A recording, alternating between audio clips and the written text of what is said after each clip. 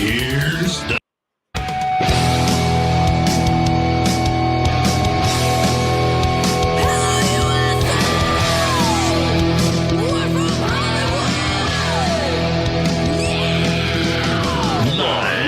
Freak Radio Network, broadcasting from the Lucas Oil Studios. Driven by General Tire. It's Speed Freaks. Motorsports Radio redefined with Kenny Sargent, Crash Gladys, and Statman. Here's the Freaks.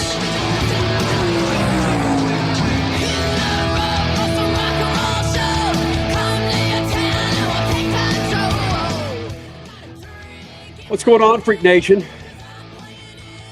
It's going to be one of those Sunday nights, man, where we hope that things fall into place. Trust me, we hope. Like I just fell. Yeah, we hope things fall into place. Like I just fell into place in my seat. If you're watching us on YouTube, thank you guys for doing that. Facebook Live. Yeah, man, we're all right there. You can watch us. You can watch this thing happen. 22 years. It took us 22 years to get on YouTube, Stat Man. I don't really know what the hell that means, but it did. It took us that long. Doesn't matter how long it took us. That's where we are now. Yep. The Freak Nation is taking over the internet. Yeah, there you go. I was one of those people. I just did not want to get into YouTube. I was just like, no, it's just a bunch of ads and crap that I don't need. And now it's like, you can't do without it. It is a bigger search engine than Google, isn't it? Yeah, it's seems to be. It's insanity. It's absolute insanity. Pato O'Ward, your Barber Motorsports Park with the cracking voice. I like that. Like that? Barber. Barber Motorsports Park IndyCar Series winner. His first win of the year.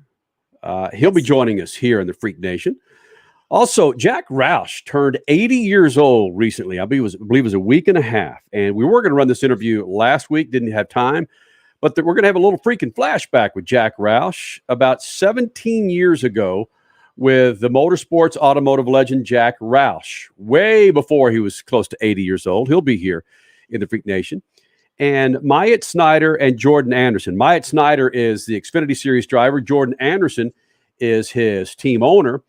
And if you're not familiar with Myatt Snider, you probably are familiar with his accident at Daytona last lap in the Xfinity Series where he caught the catch fence and it turned into a big old fireball. And then there was video of Michael Jordan and Bubba Wallace looking at pieces of the engine that had flown out through the catch fence after that accident. So Myatt Snider, Jordan Anderson will join us for an elongated. It's a good interview, man. I'm looking forward to talking to these guys. Myatt Snider, Jordan Anderson here in the Freak Nation. And Stat, man, sorry, but NASCAR didn't finish the race at Dover today, so we don't have a whole lot of new things to talk about, like who's stepping on who's going to be tripping over somebody's D. The NASCAR just didn't have an opportunity to screw things up today, damn it. The rain took care of that. Saying? Well, I'm making like the sensitivity training? Yeah, like that. I mean, Statman's got his scat, and I don't want to ruin it. He's got his scat coming up. The significance of that has everything to do with what the hell I was alluding to, Statman.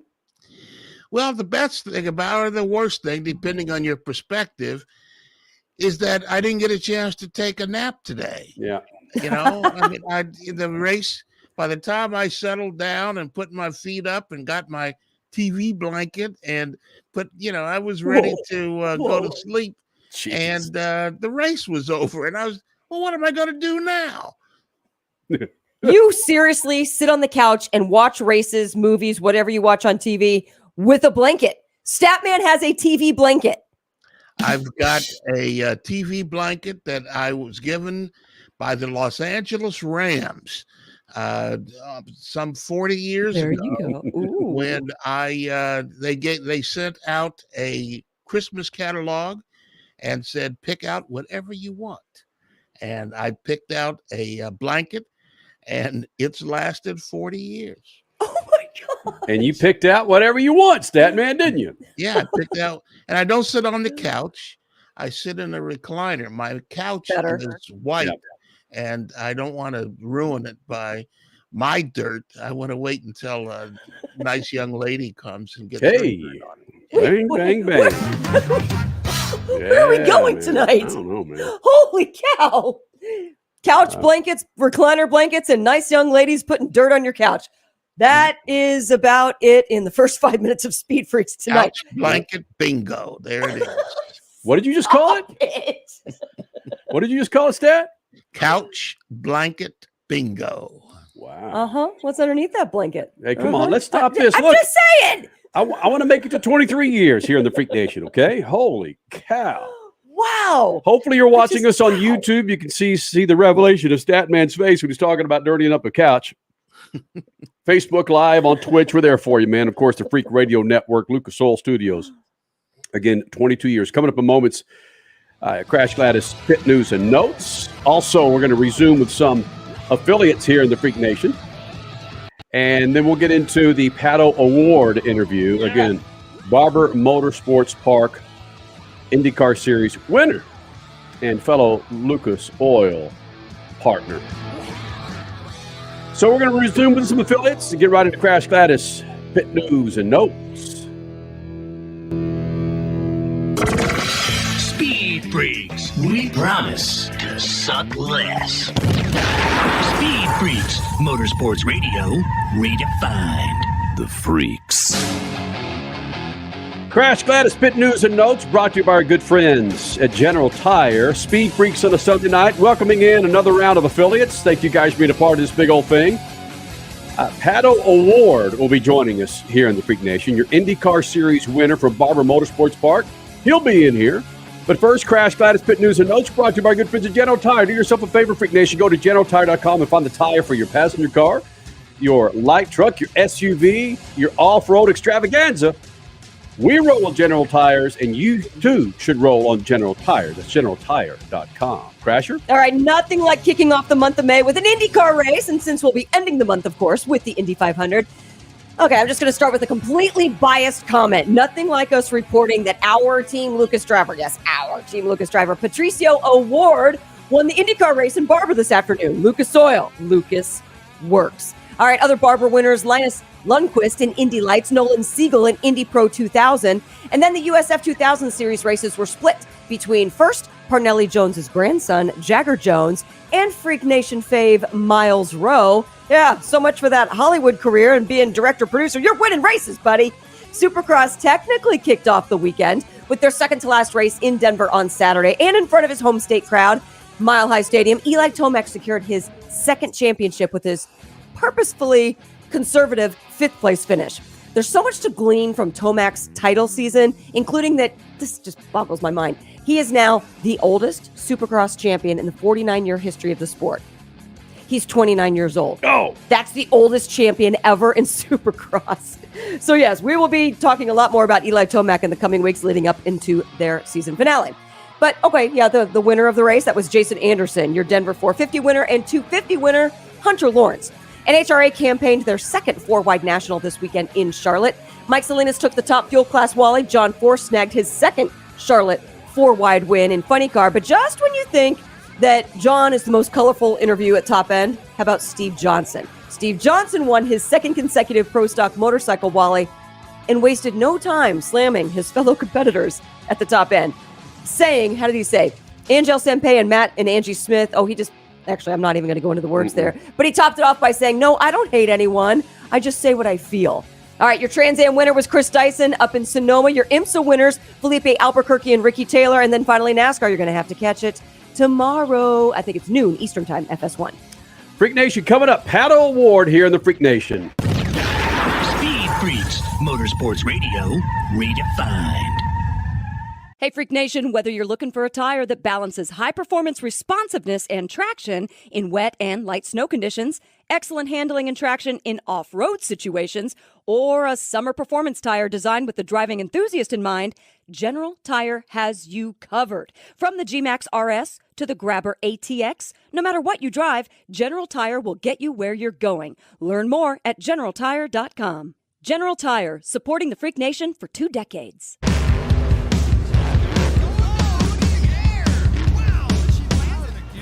Lucas Oil, it works. I run Lucas Oil. It doesn't matter if you're on the water, Driving to work, or competing in a sold-out stadium. Lucas Oil products will help you get the most out of your vehicle. Monster Jam has run Lucas Oil in and on our trucks for over 10 years. we wouldn't run anything else. Lucas Oil, the official oil of Monster Jam. Hey, I'm Kyle Busch. The biggest racing weekend ever at Worldwide Technology Raceway is coming June 3rd through the 5th. The party starts Thursday with the NASCAR Fan Fest and Hauler Parade at Ballpark Village. Cup practice and truck qualifying on Friday, Cup qualifying and the Toyota 200 on Saturday, and it all wraps up on Sunday with the Enjoy Illinois 300. This is the first time in a lifetime to see the NASCAR Cup Series at Worldwide Technology Raceway. Go to worldwidetechnologyraceway.com to get your tickets now. Brought to you in part by the Illinois Office of Tourism and Illinois South Tourism.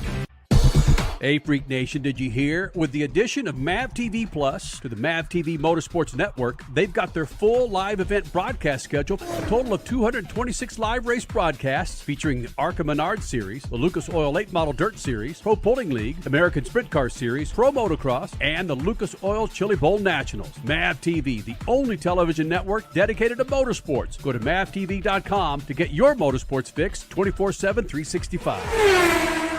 Hey, Freak Nation, whether you're looking for a tire that balances high performance responsiveness and traction in wet and light snow conditions, excellent handling and traction in off-road situations, or a summer performance tire designed with the driving enthusiast in mind, General Tire has you covered. From the G-Max RS to the Grabber ATX, no matter what you drive, General Tire will get you where you're going. Learn more at generaltire.com. Time is more valuable today. There's less time to keep our vehicles looking their best. That's where Lucas Oil Slick Mist Speed Wax steps up. It's great for paint, chrome, glass, and vinyl. Lucas Oil Slick Mist simply mists on and then wipes off, leaving a new car shine every time. It's quick and easy and works on wet or dry surfaces. For a complete detail, there's also Slick Mist Interior or Slick Mist Tire and Trim Shine. Lucas Oil, it works.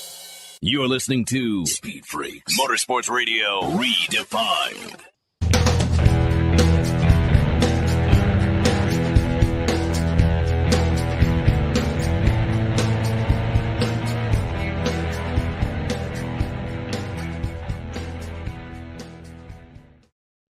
O'Ward joining us here in the Freak Nation, Lucas Oil Studios. 22 years of doing this thing, Freak Nation, and Pato's been coming in here for the last couple of years, and after this big win at Barber Motorsports Park, my big question to you, where the hell did Ninja come from? Where did that nickname come from, bro? I think it came from me with Power, Texas, where I got into the apron. I think that's where it came from. Maybe I'm not, maybe it's wrong, but if I were to choose a moment in my career where Ninja would come out, it'd probably be then and there, because that moment should have shifted me right into the wall. Got it, because they kept referring to the Ninja. And I'm going, where that? What? I don't Ninja. No, what? really? No, but yeah, they kept referring to Ninja on the broadcast. So that's why. So now I'm hearing it from the horse's mouth. So you think it's from Texas? Say again. You think it's from Texas? That's where you got the nickname from, huh? I think it's from Texas. Yes, 2021, my first IndyCar win.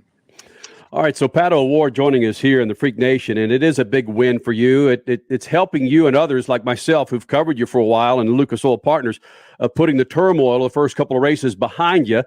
There's word that there's it's imminent that you're going to be signing a new contract with the team. Is this a big sigh of relief, or have you already put everything behind you at this point? I've put it behind me, man. I just want to go out there. I want to race well for these guys. They deserve it. So many hours go into this, and I was just tired being in the middle of the pack, man. Start winning and start challenging up front. So it's been great to get this win for them and for myself, and kind of carry this momentum into the month of May, which is ultimately the most important to get right, and the hardest one to get right during the championship, just because it's so busy and there's so much going on that sometimes isn't driving on track. So yeah, just really looking forward to getting this month going on, and yeah, just doing some good races. Sometimes we forget that IndyCar drivers are people too. You have emotions, things weigh on you. So it's understandable that you're like, dude, I'm just tired of being a mid-pack driver. Let's just get everything off my plate and let me just be a damn driver.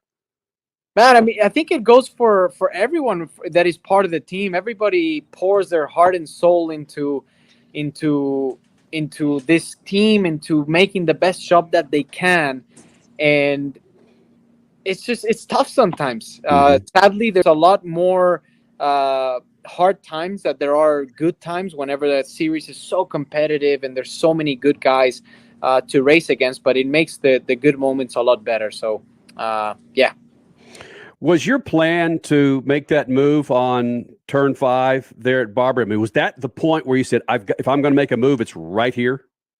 Yeah, I was just focusing on it, just taking it lap by lap, hitting the number, taking care of my tires. And as soon as we got out of the pit lane and we were right on his gearbox, I said, this is there's going to be a move for the lead. It's going to be now. So, yeah, sent it into the brakes into turn 5, got him on the outside, and then just controlled the pace from there. Was it you collectively, who was in your ear? Who was in your ear? Taylor. Yeah, right. Was it collectively between you two saying, let's conserve the push to pass, let's conserve the tires to hopefully get to that moment where you can make that pass and have that in reserve in case you need it? We never really talked about it, but wow. Connected. But that's always important when you have somebody in your ears, like they can talk too much or they can talk too little. Would you rather them talk too little? No, I actually love Taylor in being the guy that tells me what's going on, because he's so monotone and I'm very animated, so I think we mesh very well. All right, what does a Mexican driver like you do after a big win like this? What's Sunday night going to be like for you, the team owners? What's going to happen now? Probably eat something good. I don't know where I'm going to go. My family's here, so probably enjoy some good dinner with them, and then go back home tomorrow, I think, for a day or so, and then I have to go to Miami. Right. You have to go to Miami? Yeah, you'll be at Miami, won't you? I'll be in Miami, yeah. Well, whose pits will you be hanging in, Pato? I think I'm going to be in the bleachers, man. It is May 1st, and it is the month of May, and you haven't been doing this too long, but you know how special this month is to the people of Indianapolis and open wheel fans. Are you starting to get the itch for the 500? I mean, there's such long races, so many things can happen. I'm just really happy that we got this win together and just roll this momentum into the most important month of the year. Right. All right. Last thing for you, the announcers were talking about how they felt that this is the toughest. Barber Motorsports Park was the toughest track that you guys ran on. I thought Detroit was the toughest track for you guys. No, it's Barber, man, just because we don't have power steering. So these really fast corners with a lot of compressions make it really physical on the neck, the arms. I'm glad that my hands aren't bleeding like they were last year. Last year we raced here first time in the season, which your body and your hands aren't brace ready. But I guess they are right now. So good stuff. Have you spoken to Zach yet? I have not. I have not spoken to anybody that is not here in the track. Got it. Pato O'Ward flying those Lucas Oil colors with SpeedFreaks on a Sunday night. Dude, good luck to you. We'll see you in Indianapolis here in a couple of weeks, buddy. Thank you. Thanks, man. Later. See you. We talk about this in all these series, how these younger names are winning and bumping out the older guys. And it came to me that where in the hell or what the hell's happened to Scott Dixon in the IndyCar series? Wow. Isn't that the truth? I mean, he's not even challenging. He's barely in the top 10, 5 or 6. Yeah. I mean, wow. Yeah. I mean, it's crazy. I thought he was top 6 most of the day. Yeah, well, barely. I mean, that's what I'm saying. It's not like he's challenging for the win, you know. He's just there. And we're saying that about Scott Dixon, right? Wow. Yeah, but Indy's here. He's gonna just channel it all into that turn 1 first lap. He'll be fine. Well, I think he and Graham Rahal are going to be pretty tough this coming up month. You bet on Graham Rahal every year, Crasher, and he goes out every year. Oh, come on. He led a lot last year, and it wasn't his fault that he was taken out. I know. I'm not saying it. Just he goes out, so stop it with the jinxing stuff, it's eventually going to happen. Let's put it that way. I thought he was going to go to boxing with Romain Grosjean. Did you watch Hey, Richie, did you watch the race today? Did you see it? I did. He was. I don't know. I don't know Graham as well as you guys do, but he looked super hot after the race. He got out of that car and he was beelining it towards somebody. Yeah. And I didn't watch the post race show, so I don't know what was said between both of those drivers afterwards. But yeah, he didn't look too happy. That was for sure after the race. It's got to be pregnancy hormones. She's pregnant again, right? Yeah, she is. Yeah, his wife Courtney Forrest pregnant with her and Graham's second. So yeah, come on. Of course, it's not pregnancy hormones, but I'm playing on the you get emotional when you're pregnant, so maybe some of it's rubbing off on him. I could certainly take this down another part of the track, but I need to reel it back in to where we were going with this thing because I could certainly comment on that, the pregnancy hormones for a man, but we're not going to go there. Oh, how you gained an extra 15 when I gained an extra 15? No. Oh, okay. Nope. That was sympathy weight gain. Yes, it was. Dang, I got to eat all this chocolate and drink all this alcohol. Oh, darn. Yeah. So, yeah, Romain Grosjean came on the inside of Graham Rahal, hit him once, then bam, his right front hit Graham Rahal's left rear again. It's like, bro, what? And then what did Grosjean say? He says, it was just hard racing. The hell is that? And then Graham's yelling, he did it on purpose. Yeah. It's all right.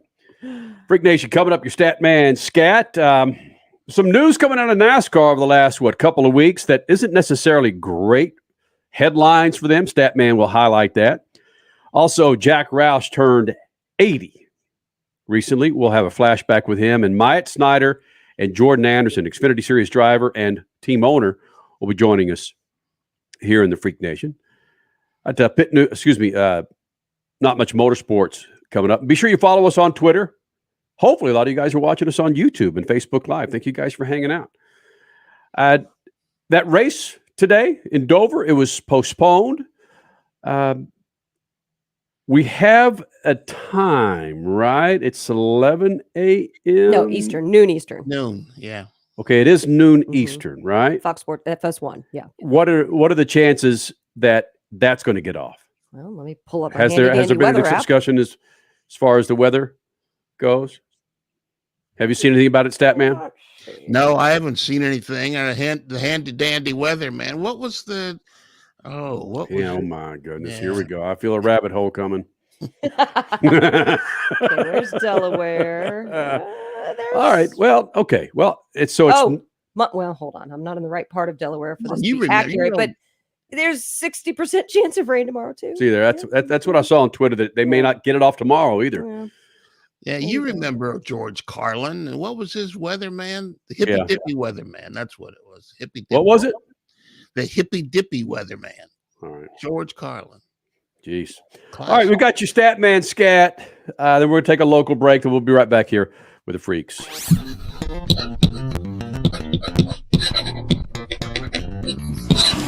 It's been a week since NASCAR driver Denny Hamlin criticized fellow racer Kyle Larson by posting an ugly Asian stereotype on social media. NASCAR ordered Hamlin to take racial sensitivity courses as a result. What's happening inside the stock car racing industry? NASCAR continues to find itself in these situations. 2 years ago, it was Larson who used a racial pejorative over an open internet microphone. Then it was the noose found in a garage assigned to black driver Darrell Wallace.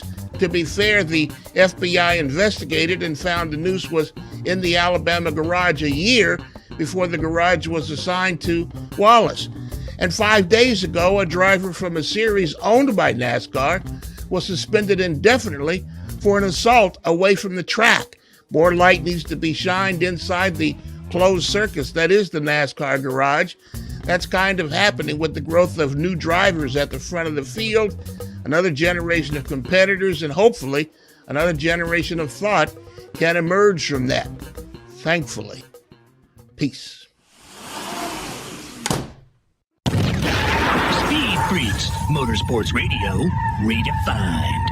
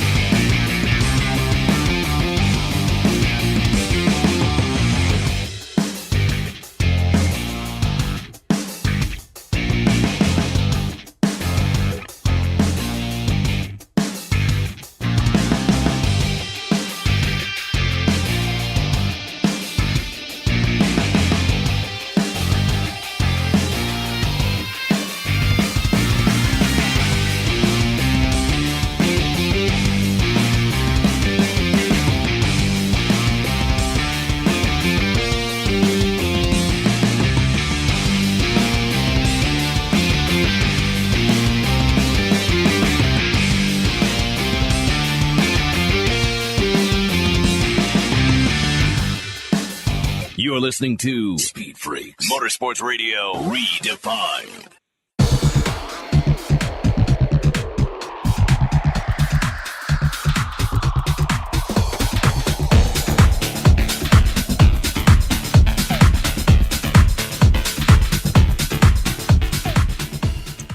Freak Nation, Lucas Oil Studios, 22 years on June 25th of this year. It'll be 22 years, man. Thank you guys for being a part of it. General Tire, they've been along for the ride. Go to generaltire.com to find more information on the tires that you need for your righteous ride. Sports car, sedan, passenger car. Go to generaltire.com. Crash, you talked about Eli Tomac in your pit news and notes.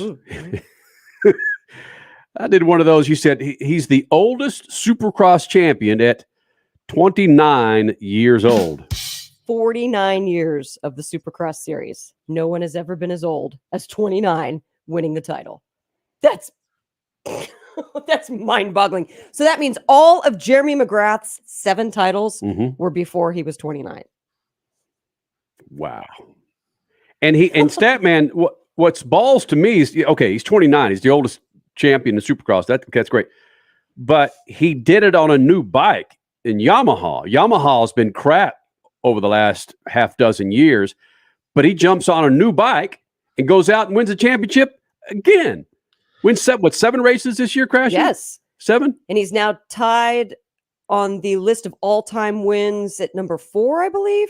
But yeah, Yamaha had, I can't remember what that article said. I should have pulled it up right before we started talking about this. But Yamaha had about 2, maybe 3 wins from the year 2013 till before this season. Dang! And then actually, he gets 7. the last championship was with James Stewart in 2009.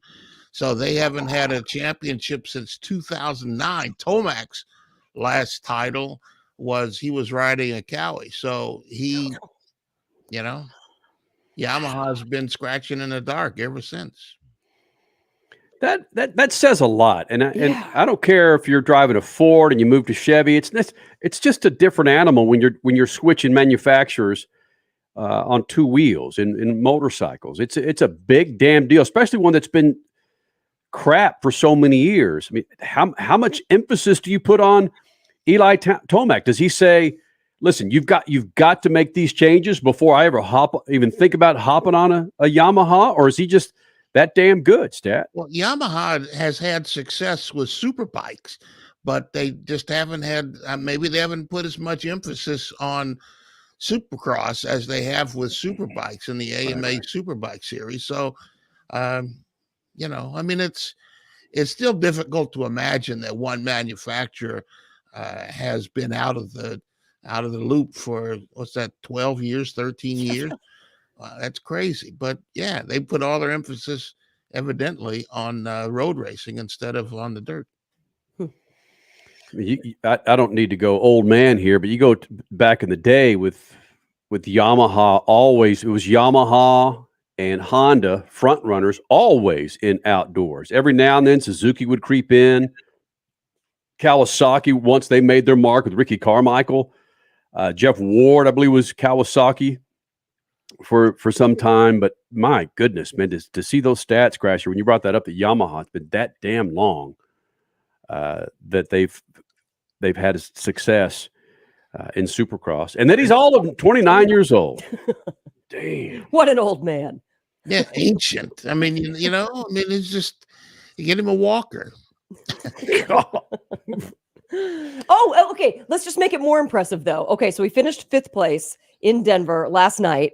And he did that kind of purposefully. And his last couple of races, he has also finished in a conservative position. And it's because, just found out after he was holding the number 1 plate on the podium last night. I've had a really bad knee issue ever since I went down 3 weeks ago. So I probably shouldn't be riding right now. What? Oh my so you're gosh. still doing all of this, not 100% body control. Okay. Or body condition. Oh, it's amazing what those guys go through. Mike Whitehead checking in on Facebook Live saying, I hope the race in St. Louis doesn't have to deal with weather. It's going to be his first Cup race. St. Louis WWT Raceway, partners of ours. It's their first Cup race there. They're going to have the trucks on Saturday, then the Cup race on Sunday. The stands are at about 80% full for the Cup race. It's going to sell out. They 1 month, people. Yeah. 1 month. Yeah, and I was talking to Chris Blair, the general manager, how he consulted with numerous meteorologists on the best time to have a race in St. Louis. What? And evidently there's 1 week in September where it's the least amount of rain over the last, 30, 40 years. They couldn't get that date with the Cup race, but they worked this out to where this June 3, 4, and 5, evidently, it's one of the lesser rain days, too, for St. Louis. Yeah, the crazy part about it is that Chris Blair used to be in Las Vegas. Yes. And he never had to worry about things like that in Las Vegas because they would give back water in Las Vegas. They wouldn't accept any rain. So, he's learning how to deal with it. So, we're looking forward for the first Cup race there. And am I going to spill the beans with this? Screw it. I'm not going to say who. Have we? No, we haven't seen this yet. So I'm not going to say that. I'll say this, though. Goodness. What? Okay. There's not been one Cup car on the track. Oh, on the St. Louis track. On the St. Louis track. This next-gen car has never been on that track. So everybody's going into the St. Louis weekend blind. They've had some, not this full-fledged next-gen car has not, but they've had some cars on the track, but not this new next-gen car. I believe, from what I understand, there's going to be a very well-known driver making the first, I hope, I'm not going to drop his name. I can't do it. There's going to be a very well-known driver, one of Statman's favorite of all times, that will make the first pass in a next-gen car, I think, on that Friday. Okay, so basically with Crasher, what you just don't said, even know. Do not. I shouldn't have said that. Would that be a Toyota guy? I don't. It doesn't matter. It doesn't matter, Crash. God. Let me throw something in the mix here before we go to break. Okay. You think this is kind of tangential, but you think that the new car has been able to equalize the field so these new kids are suddenly competing with the veterans? Look at Trackhouse, for freak's sake. Yes. Chip Ganassi couldn't win squat, and this is Chip Ganassi's old team. Right? Think of that, yeah. I thought about that. The Trackhouse, they got 2 wins this year. On the road course. He didn't have a pit bull to push him along. What up, bump? Yeah, okay, here you go, Crash. Yeah. And we'll talk to Myatt Snider and Jordan Anderson about this. Xfinity Series driver and owner, they're contending every freaking week. Colleague Racing with AJ Allmendinger, they're contending every freaking week against the Richard Childress's. Yeah, there have been enough changes in the Xfinity the Xfinity side of things to level the playing field as well. Yeah, I think it's the new car in the Cup that it's equal playing field for everybody, and they don't have massive notebooks on what to do at the track, and so you got to be a racer. And some of these new teams got racers in them. I mean, was it last week? Yeah, last week in Talladega, seeing Suarez leading the field. I'm like, yes, this is what we want. We want parity, and we're getting parity this year. I love it. Love it. Love it. Yeah, with this new car, when stat we've told you this when we saw it for the first time at Phoenix testing, it's got pipes out of both sides now. It's just not out of one side, and it sounds like those old Trans Am cars. That guttural grind of Yes. Speaking of Trans Am, look at some of the pictures that they're posting of Chris Dyson's Mustang. Yeah, they got flames pouring out of the thing. The overlap in the cam must be enormous. I asked him about that, and he just laughed and said, I have no idea what they put in the engine. Coming up next, Jack Roush, a freaking flashback here in the Freak Nation. Speed Freaks, Motorsports Radio, redefined.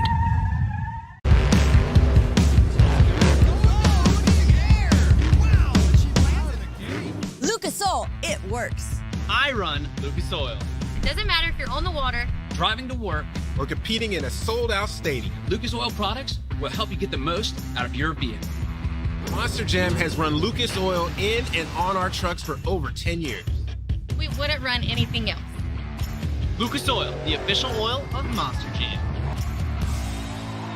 Hey, Freak Nation, whether you're looking for a tire that balances high-performance responsiveness and traction in wet and light snow conditions, excellent handling and traction in off-road situations, or a summer performance tire designed with the driving enthusiast in mind, General Tire has you covered. From the G-Max RS to the Grabber ATX, no matter what you drive, General Tire will get you where you're going. Learn more at GeneralTire.com. General Tire, supporting the Freak Nation for 2 decades. Hey, I'm Kyle Busch. The biggest racing weekend ever at Worldwide Technology Raceway is coming June 3rd through the 5th. The party starts Thursday with the NASCAR Fan Fest and Hauler Parade at Ballpark Village. Cup practice and truck qualifying on Friday, Cup qualifying and the Toyota 200 on Saturday, and it all wraps up on Sunday with the Enjoy Illinois 300. This is the first time in a lifetime to see the NASCAR Cup Series at Worldwide Technology Raceway. Go to worldwidetechnologyraceway.com to get your tickets now. Brought to you in part by the Illinois Office of Tourism and Illinois South Tourism. Hey, Freak Nation, did you hear? With the addition of MAV TV Plus to the MAV TV Motorsports Network, they've got their full live event broadcast schedule, a total of 226 live race broadcasts featuring the ARCA Menard Series, the Lucas Oil Late Model Dirt Series, Pro Pulling League, American Sprint Car Series, Pro Motocross, and the Lucas Oil Chili Bowl Nationals. MAV TV, the only television network dedicated to motorsports. Go to mavtv.com to get your motorsports fix 24/7, 365. It's more than just a slogan. General Tire delivers. General Tire's Grabber X3 all-season mud-terrain tire offers aggressive styling, engineered for durability, with innovative performance features ready to carry you through extreme mud, dirt, and rock-covered terrain. For extreme traction that's ready for anything and rugged styling to match, look no further than the Grabber X3. General Tire delivers for whatever you do. Check out GeneralTire.com today. General Tire, aggressively styling with SpeedFreaks since 2001. There is less than 1/100th of an inch of motor oil protecting your car's engine. Friction and heat causes engine oil to experience thermal breakdown, weakening its ability to protect the engine and its parts. Lucas Heavy Duty Oil Stabilizer is specially formulated to resist thermal breakdown, protect vital engine parts, and extend the life of your engine. It also stops smoking, knocking, and oil consumption in worn engines. Lucas Heavy Duty Oil Stabilizer. Keep that engine alive. You're listening to Speed Freaks Motorsports Radio Redefined.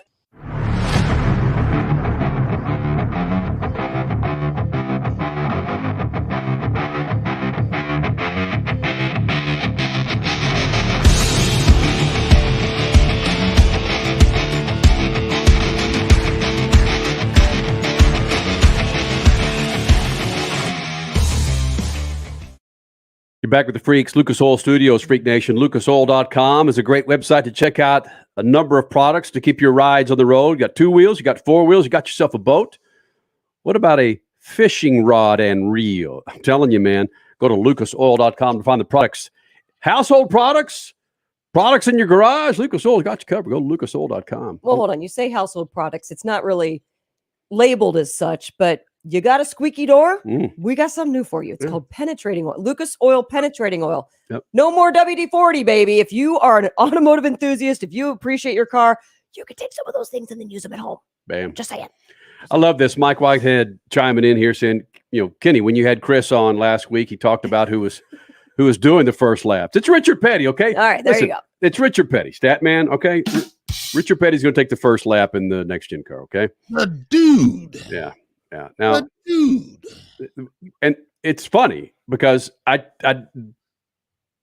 didn't want to break the news because I thought I remember Chris going, I don't know if I can say this or if it was off mic. So, all right.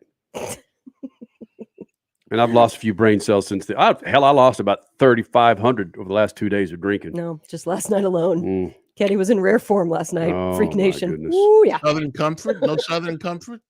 No, it was, it was organic margaritas. Mm-hmm. That's how organic. Yeah, baby. And then I went for the vodka. Yeah. Yeah.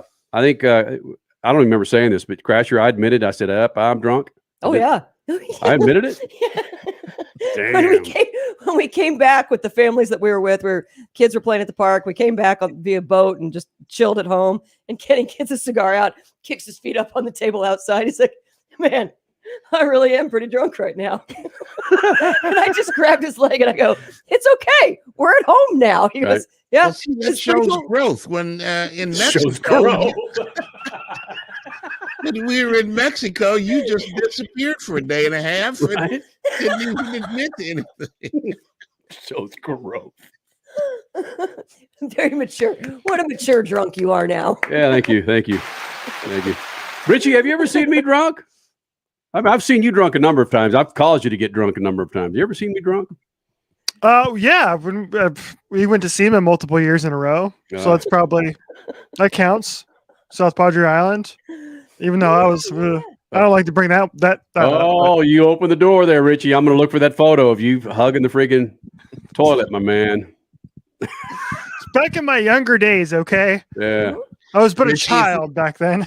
Richie, if he ever gives you static, just have a bottle of Southern Comfort nearby, and just put it in his face, and he'll wither just like the.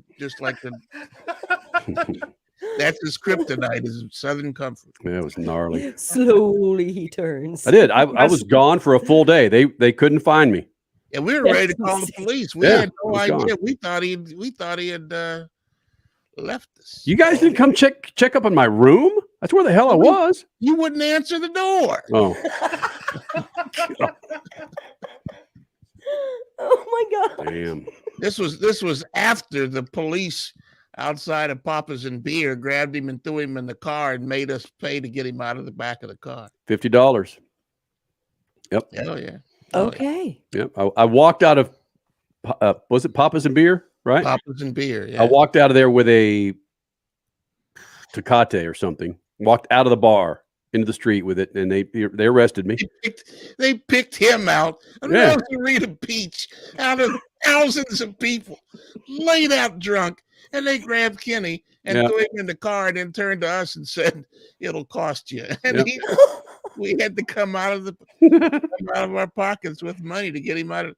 If there wasn't for that, there would have never been SpeedFreaks. You think? Oh, well, there you go. Yeah, see, we had to salvage the Freak Nation. The Freak Nation was just being born.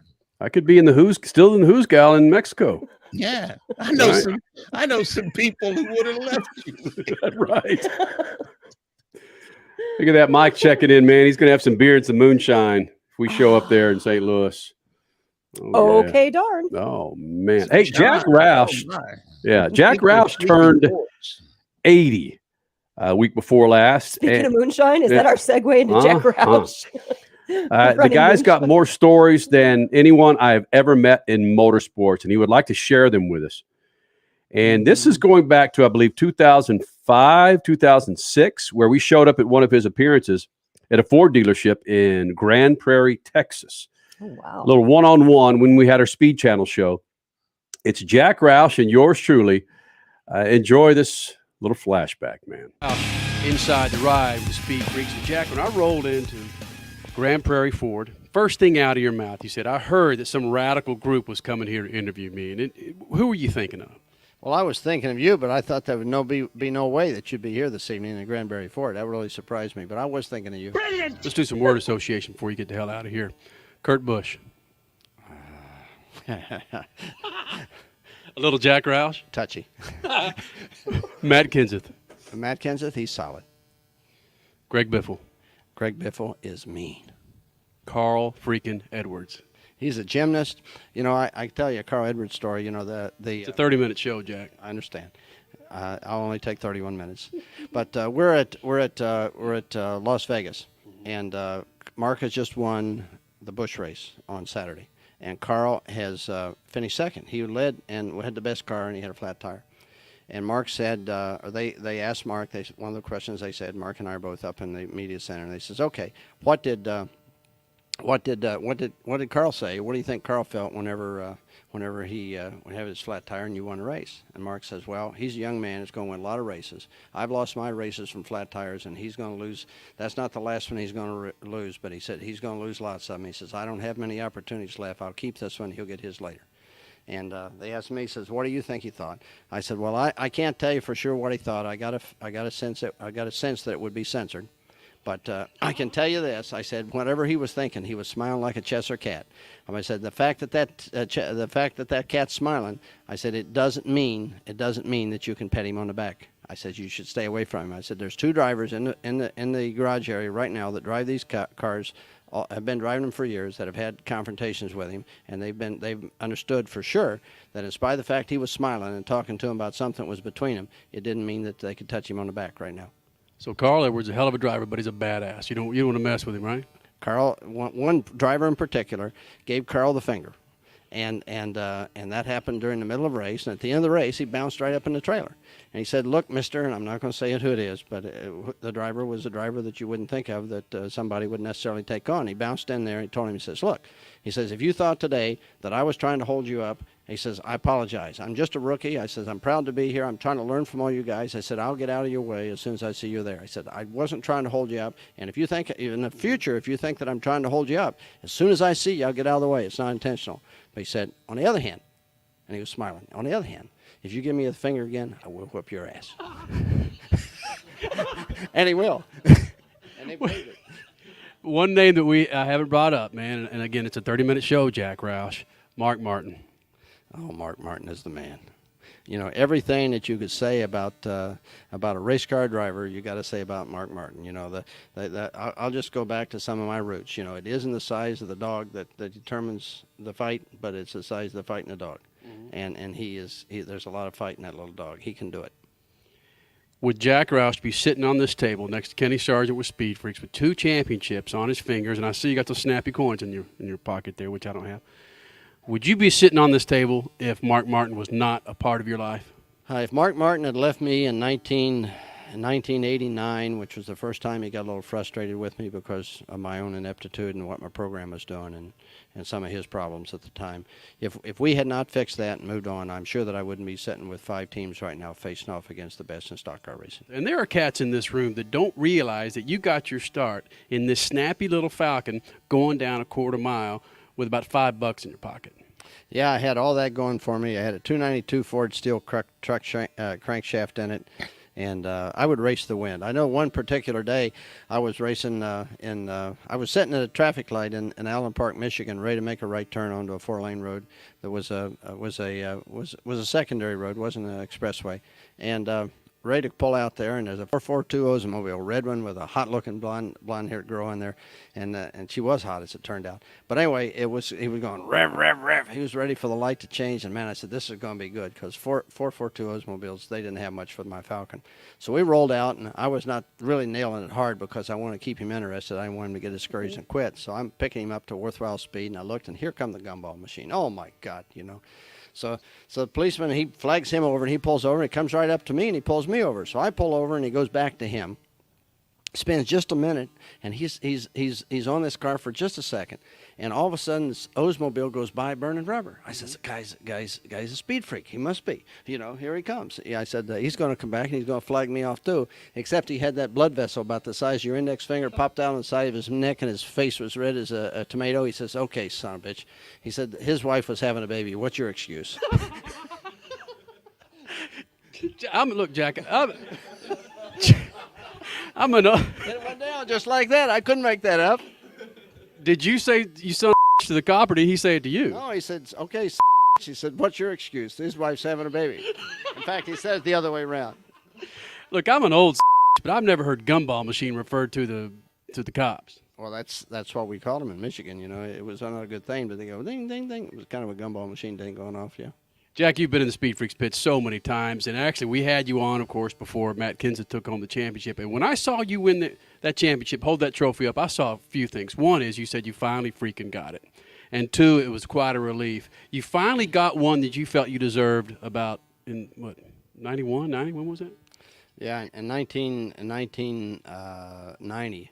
Mark Martin had a chance to win a championship, and it went bad for us at Richmond, as it turned out, which was only the 3rd race of the year. They took 46 points, and they were not taken for good reason, and we lost the championship by 26 points as it worked out. But, you know, in 2002, 2003, Mark Martin was there with me. He was a partner with me with Matt Kenseth. He'd brought Matt Kenseth to me. That was Mark Martin's championship as much as it was mine. One last word. Look in that camera. Tell everybody about SpeedFreaks. SpeedFreaks are cool. They are in the air. They're everywhere. Kenny. I'm Kenny Sargent. This is Jack Roush. Say bye, Jack. Goodbye.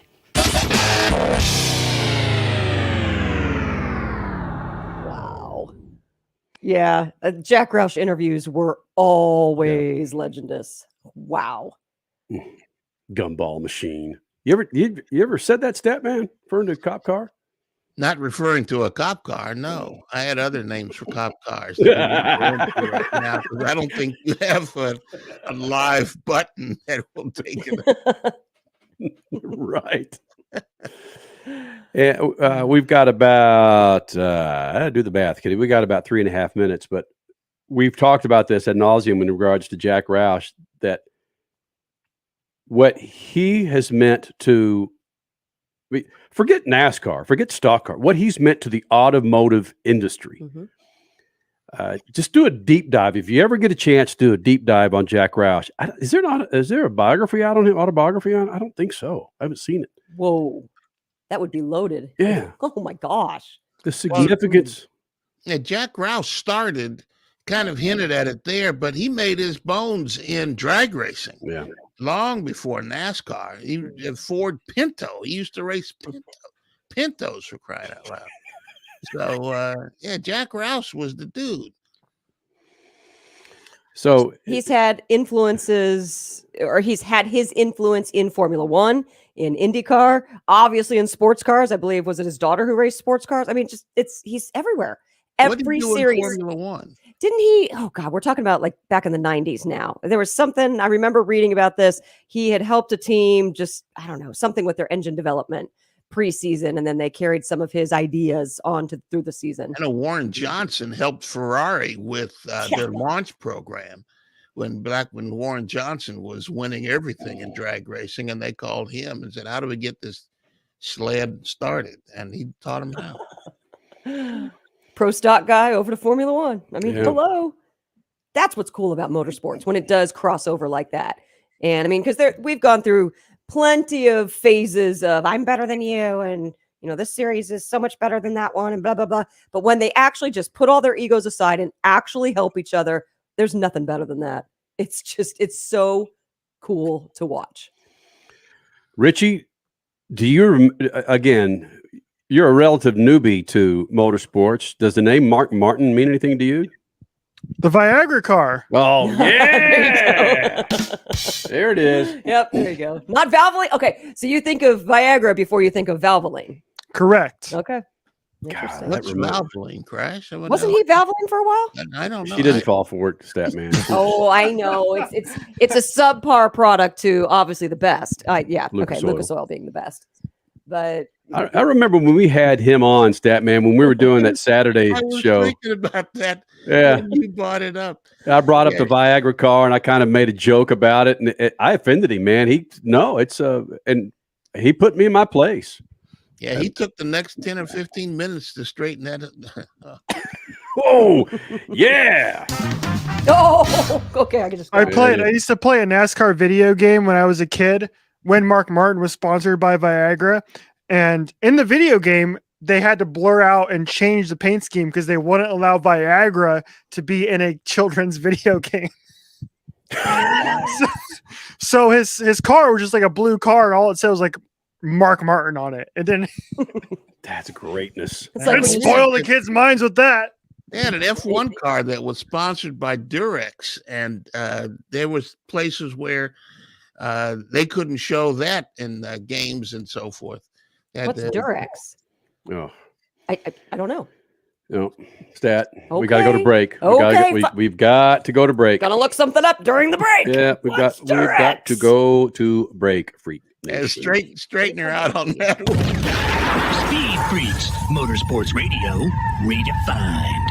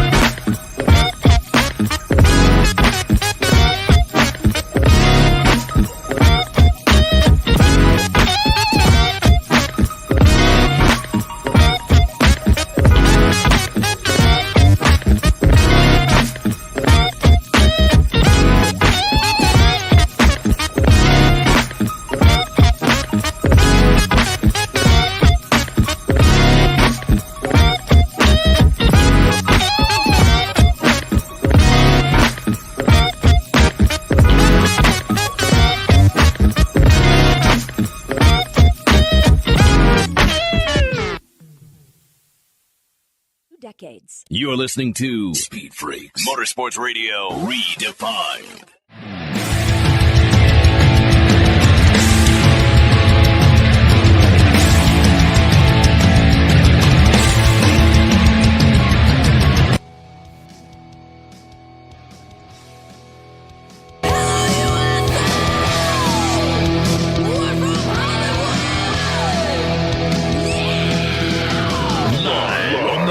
Radio Network, broadcasting from the Lucas Oil Studios. Driven by General Tire. It's Speed Freaks.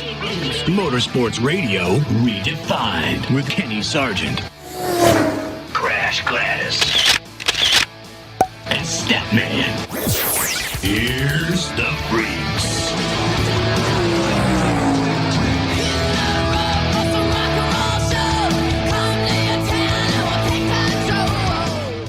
Second hour of Speed Freaks coming up. Myatt Snider, the son of Marty Snider. If you're familiar with Marty Snider, he works for NBC. You see him covering the majority of motorsports for NBC, but he also covers other sports for NBC. His son, Myatt Snider, running in the Xfinity Series car with Jordan Anderson.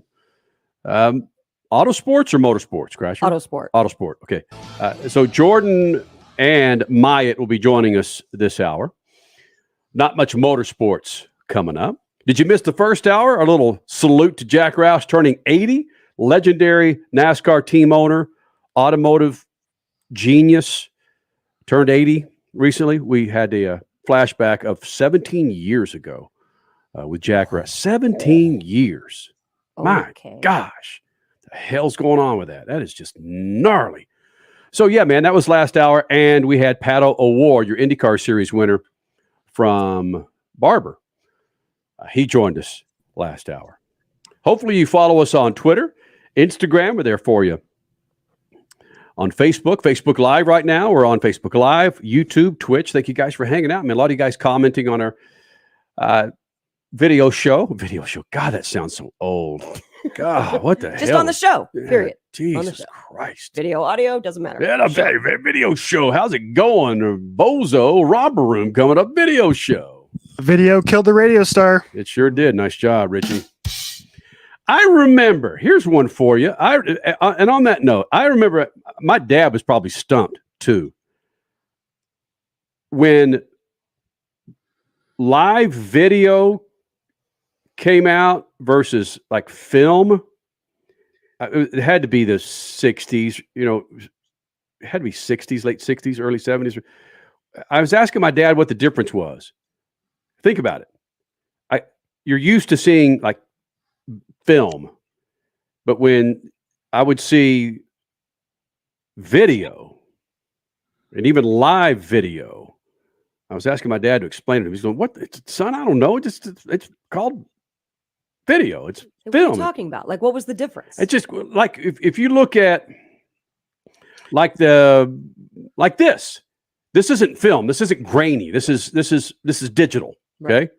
But you compare it to film, and film, like old film. But yeah, but just film versus. Sorry, this rabbit hole is 6 feet wide here, man. Well, no, there was one time when I first started that they had to, when they put supers on the screen to tell you what person's name or where you are or whatever, you had to put on there color news film or color video or something so that people would know that this is different. I mean, this is it's not what you used to look at. And video is obviously a lot clearer. In fact, now some low budget films, they'll shoot it on video and then they have a filter that they can put it in and turn it into, put some grain in it so it looks like film. Yeah, and listen, it's awesome to hear old guys like me and even young dudes like Richard C. Suave even say, "Film me," on their phone. Come on, Richie. It happens. You millennials still use "film me." I remember I used to get on you all the time for that. And I was like, "No, Kenny, it's record. There is no film in a phone. I'm recording you. I am not filming you." But you also say, millennial man, that when you talk to, I talked to so-and-so yesterday. No, you text them. You didn't talk to them. Right. It wasn't an actual verbal conversation. It was a typed conversation. Yeah. This is true. So that's 4 minutes into a second hour of the show. If you didn't learn anything there, Freak Nation, wow. Dover race is postponed until tomorrow noon Eastern, supposedly. Yeah. Our weather girl, Crash Gladys, absolutely looked it up on weather.com. It looks like a 60% chance of rain. Weather.com actually is pretty good. But when it comes to apps, the My Radar app is so bomb. Oh, the secret is the hippy dippy weatherman. You can't go to anybody else. Wow, man, we are. What'd you say? The hippy dippy weatherman? Yeah, hippy dippy weatherman. That was George Carlin. That's how. George Got it. Okay, I thought we were going down the lane of Good Luck Weather Duck. No, Crash. My gosh, when I got kicked off the air at KSHU TV as the weatherman with a Good Luck Weather Duck. Yeah, I had an umbrella with a duck head at the end of it, and I'd point to different parts of the Texas. Were you backwards on the green screen? Shush. Going to resume with some affiliates. Good luck, Weather Duck. Speed Freaks, we promise to suck less. Speed Freaks, Motorsports Radio, redefined. The Freaks. Second hour of the Freaks, resuming with a number of affiliates. Thank you guys for being a part of this big old thing. Maybe you're watching us on YouTube, Twitch, Facebook Live. Regardless, thank you for hanging out with the Freaks. Crash Gladys Pit News and Notes brought to you by our good friends at General Tire. A great website to check out, generaltire.com, to find the tire for whatever you drive. You got a F-250. What about a sports car? What about one of those new EVs that are rolling around? Yes, they've got the tire for your ride, Freak Nation. The official tire of the Freak Nation, General Tire, generaltire.com. Stat, you're laughing. Don't make Crash laugh doing Pit News and Notes, man. Okay? Good luck, Weather Duck. We've been through so much, and you never dropped that on the thing. Just go, Crash, please. All right, Supercross in Denver last night in front of his home state crowd at Mile High Stadium. Eli Tomac secured his second championship with a fifth-place finish. And like we talked about last hour, he is now officially the oldest rider to ever win in Supercross. The 49-year history of the sport, by the way. And he's 29. Yep, old man Eli Tomac.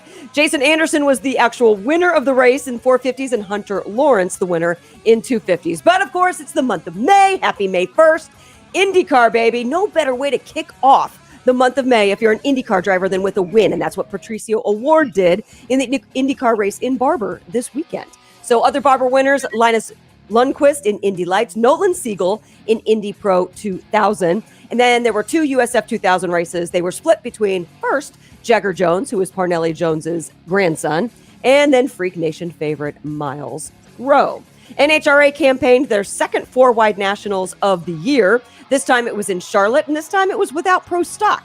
Mike Salinas took the Top Fuel Wally, and John Force snagged his Charlotte four-wide win in Funny Car.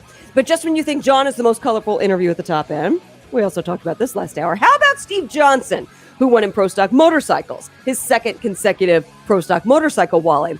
Basically slammed Angel Senpei, Matt Smith, and Angie Smith all in his top-end interview, but then finished it off by saying, but I don't hate anyone. I just say what I feel. Okay. Trans Am Race Sonoma and Chris Dyson continued his tear through the series, especially Wine Country. He won last weekend in Laguna Seca, and then again this weekend, flag to flag in Sonoma. IMSA was at Laguna Seca this weekend, and it was Felipe Albuquerque and Ricky Taylor resetting the track record on Saturday and then driving off to a mega win in the top class come Sunday. NASCAR postponed to tomorrow, noon, Eastern time. Speed Freaks, Motorsports Radio, redefined.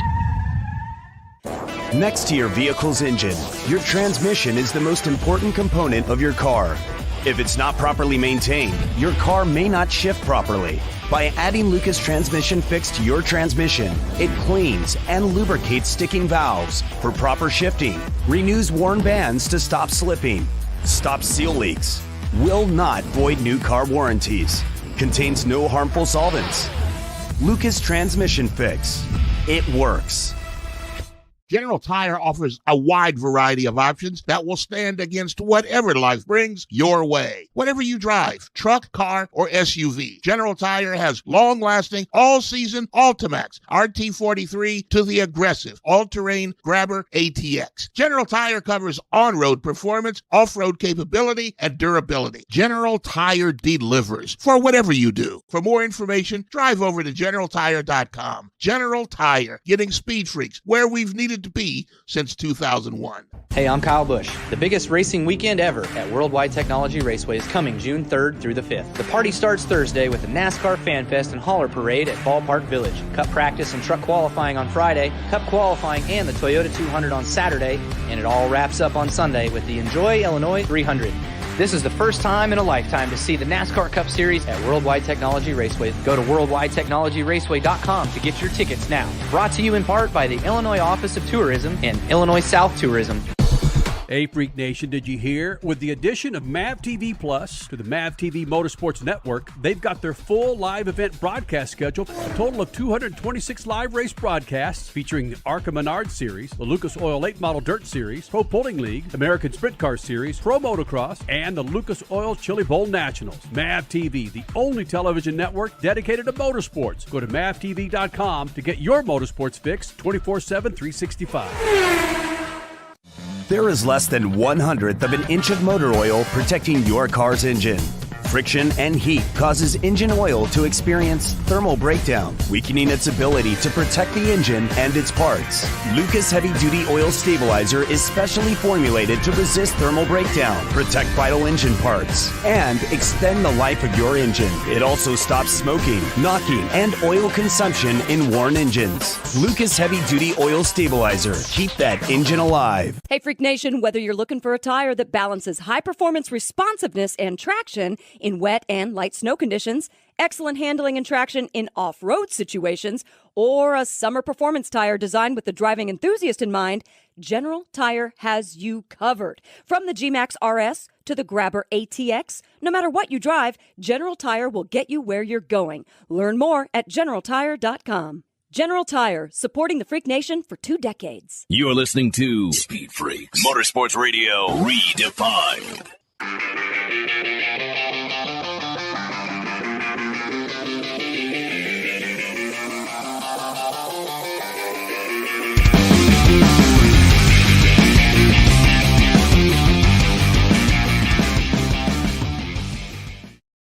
LucasOil.com, LucasOil.com, the official oil of the Freak Nation. Lucas Oil Studios, great website to check out. You got yourself a two-wheeler? What about final sports car? A boat? Lucas Oil, the products to keep all of your rides on the road. LucasOil.com. All right, we don't have too much time here. We got to get to the interview with Myatt Snider and Jordan Anderson. So, Statman, here you go. So I was KSHU, it was like Channel 3 or whatever the hell it was the Sam Houston State TV station. And when you're a radio TV major, you've got to do all these different things. Like it was an anchor, I was a weather person, weatherman. And God, it's so stupid. I mean, the map was just, this big cardboard thing. But I would point to different parts of Texas with this. Oh, I really like the mallard. Yeah, I would use the mallard face to point to the it down at Houston with 79% humidity, 20% chance of showers. And I'd point to Houston with my good luck weather duck stat, man. Yeah, there it is. If you're watching this, luck weather duck. Yeah. There you go. We got to bring that into the Freak Nation somehow. It was so lucky that I got kicked off TV for a show because I was laughing so hard. The TV came back to me. See if I can do it here. The TV came back to me, and I'm looking over here at the monitor. They came back early, and I was doing this, like scratching my nose. It looked like I had my finger. Yeah, with the duck. No, with my finger up my nose. And I looked at the monitor, and I just started laughing. I couldn't stop laughing. Oh my God. And our professor after the show called and says, "Kenny, you're off the air next week. You couldn't contain yourself." Didn't we just talk about how mature you were in the first hour? And now we're talking about your immature days? Yes. Well, that was when alcohol was involved. Right. Myatt Snider, Jordan Anderson coming up. Your stat man, Scat.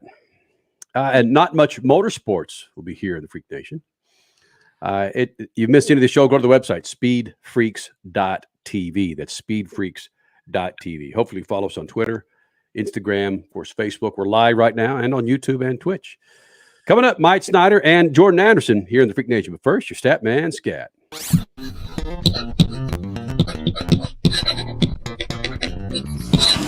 It's been a week since NASCAR driver Denny Hamlin criticized fellow racer Kyle Larson by posting an ugly Asian stereotype on social media. NASCAR ordered Hamlin to take racial sensitivity courses as a result. What's happening inside the stock car racing industry? NASCAR continues to find itself in these situations. 2 years ago, it was Larson who used a racial pejorative over an open internet microphone. Then it was the noose found in a garage assigned to black driver Darrell Wallace. To be fair, the FBI investigated and found the noose was in the Alabama garage a year before the garage was assigned to Wallace.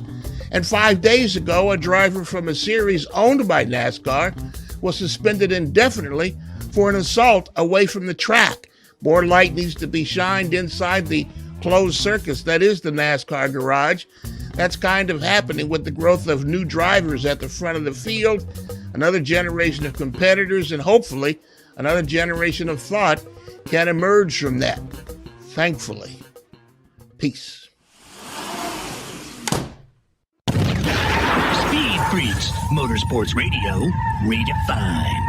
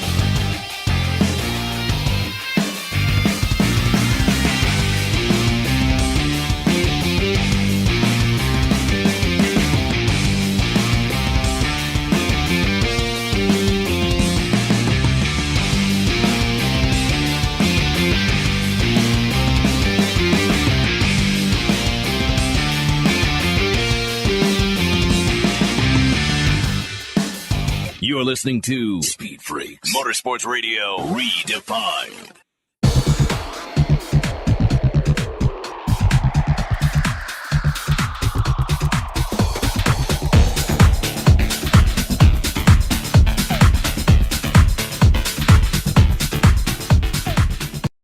with the Freaks, Lucas Oil Studios, Freak Nation. It'll be 22 years coming up in June that we've been doing this thing. A great website to check out to keep your rides on the road. It's lucasoil.com. It's lucasoil.com. Myatt Snider, Jordan Anderson joining us now here in the Freak Nation. As I mentioned earlier, I've been chasing down these happy bastards for, it feels like 6 years, actually, for about 6 weeks. We finally got it.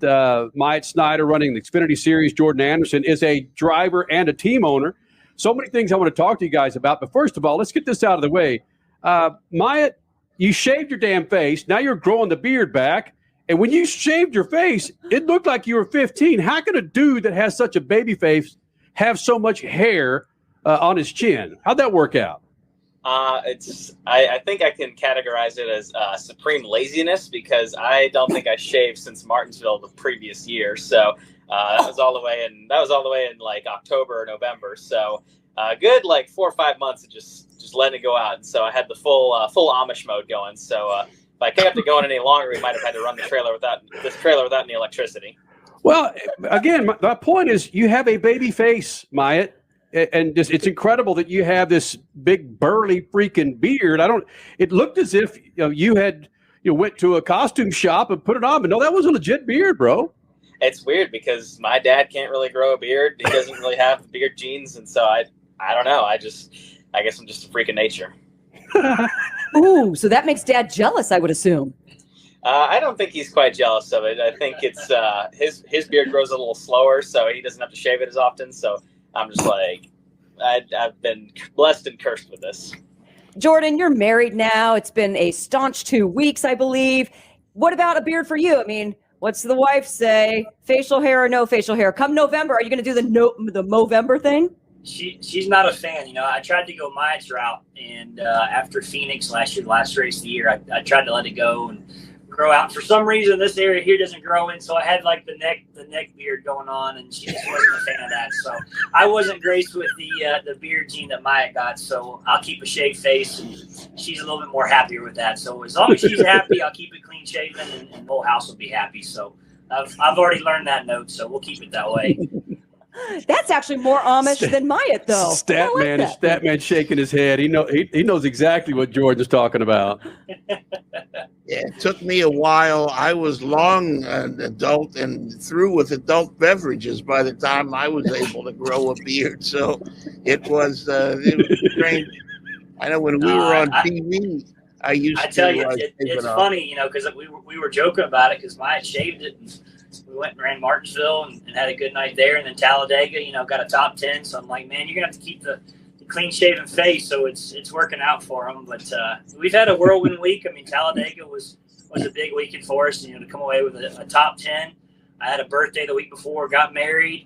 A lot of good things going on. So we're at Dover this weekend, hopefully keeping the momentum rolling. But it's been a crazy year. It's been a fun year. The first season that we've been able to work together with Myatt and bring him on board with us, and our team is growing. I mean, it wasn't 3-4 years ago we were just getting started in the truck series, and now to be running Xfinity every week, it's been exciting, but a lot of things going on, and I got to introduce my wife now as a co-owner on the team now, I guess. So it's a whole new chapter of life.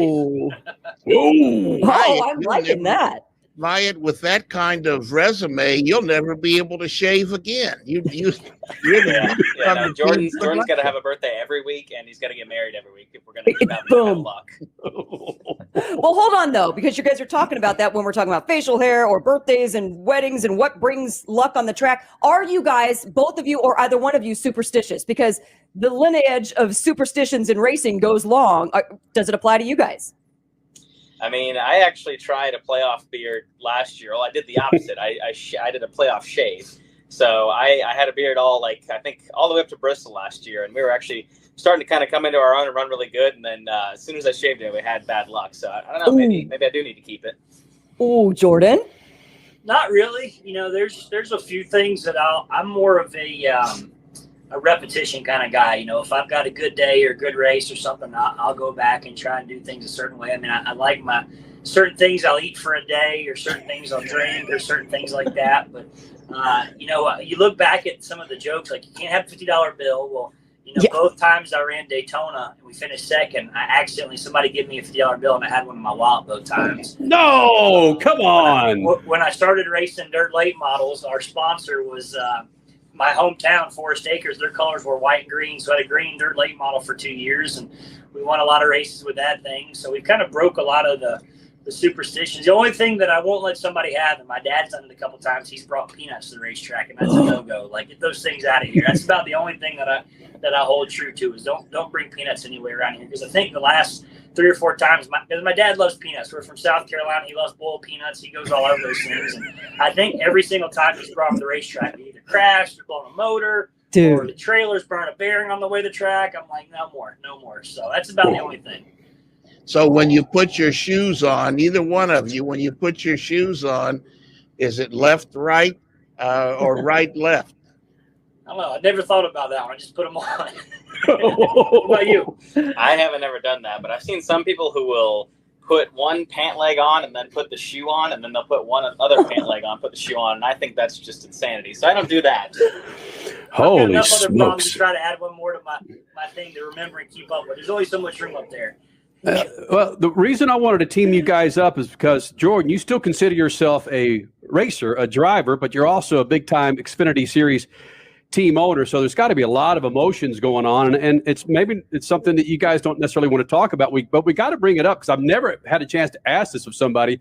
As a team owner, when you see your driver on the backstretch of Daytona, last lap, up in the catch fence, give me your emotions, and then Matt, share your emotions with me, maybe as it's happening, and then after, from your perspective of, oh hell, the car's damaged. Okay, I'm okay. What's Jordan thinking? I just want to hear the array of emotions that went down during that last lap.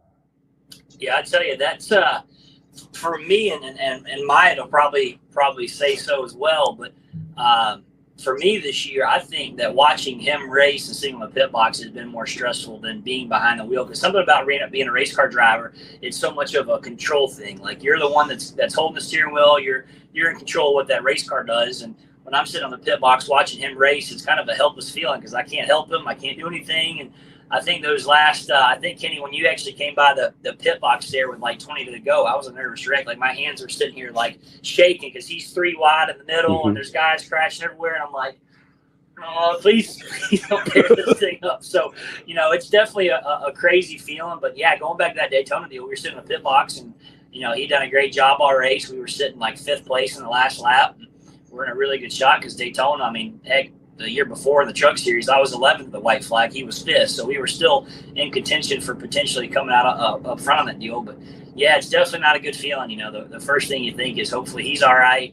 And then I see him get out of the car and he walks the ambulance and I'm like, man, we just lost a race car. I mean, the rear clip's 100 yards down the racetrack, the motor's in turn 3. Like, that thing was pretty torn up. But it put a lot of things in perspective for me. I mean, I'd never been that position, still a fairly new owner on this side of things. And, sitting outside the care center while he was in the care center for probably about an hour.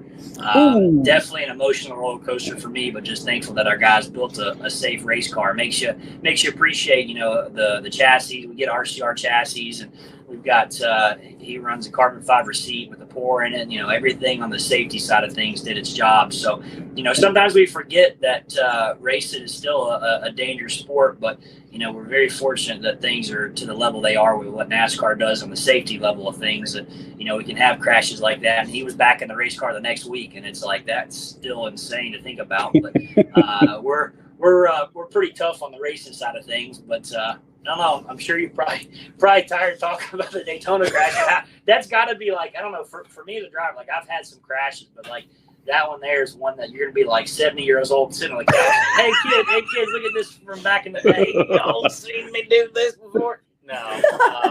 And I walked away. Yeah, exactly. No, I mean, it was frustrating for me because, I just want to get a good finish for the team. I starting off the year strong is important. It doesn't define the rest of the year, but it helps to just, get everybody amped up. And, you start off with like a top 5 or something like that. And it makes you more hyped for the rest of the year. And so, and we were this close from it. So basically what happened is I just got, I got 2 pushes that were too close together. Like, the guy behind me was pretty aggressive. And so he pushed me once and got me sideways.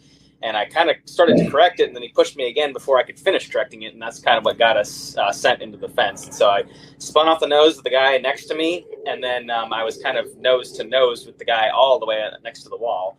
And they had a head of steam, so they were pushing me, and that kind of just caused the car to lift up. And at that point, I knew that nothing that would happen from there would be any good. So I was like, all right, well, here goes. And after that, it was just kind of a blur because everything, the car caught the fence, it spun around, and then it landed back on the track pretty quickly. And the chassis actually got so twisted up from it that when it was sliding to a stop, the left side of the car was on the ground. And I thought it was, once it hit the grass, that it was going to dig in and flip over again. I'm like, please not again. And luckily, it didn't happen again. So come to a stop. I look to my right. Transmission's gone. There's a gaping hole in the car. And I'm like, oh, the motor's gone. I look around me and I'm like, oh, everything's gone but me. So, whoa. And I get out and I kind of look at the car and there's not much left of it. And I'm like, all right then. So a funny story I have about everything that followed that was my girlfriend has been on me to be better about texting her back after the race and letting me know I'm okay if, something happens, or just letting her know that I'm fine. And so I'm like, the first thing I thought about after I laid down in the ambulance, I was like, I should text her. And so I look over to the paramedic and I was like, hey, can I see your phone? He was like, sure. He gives me his phone and I'm like, I'm okay. It's Myatt. And so I tried to call my dad, but of course he's not going to pick up some random Daytona Beach number.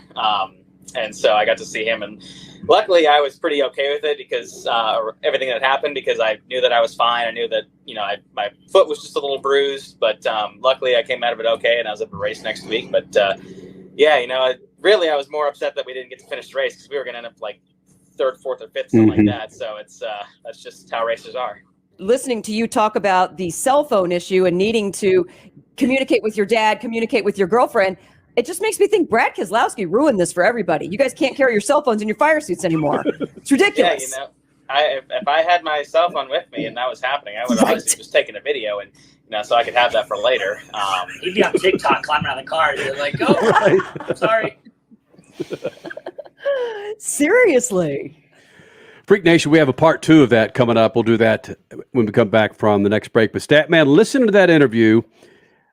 We talk about us being around for 22 years. We know what happened in February of 2001 when Dale Earnhardt lost his life. And you look at his accident compared to where we are now. I mean, look at this.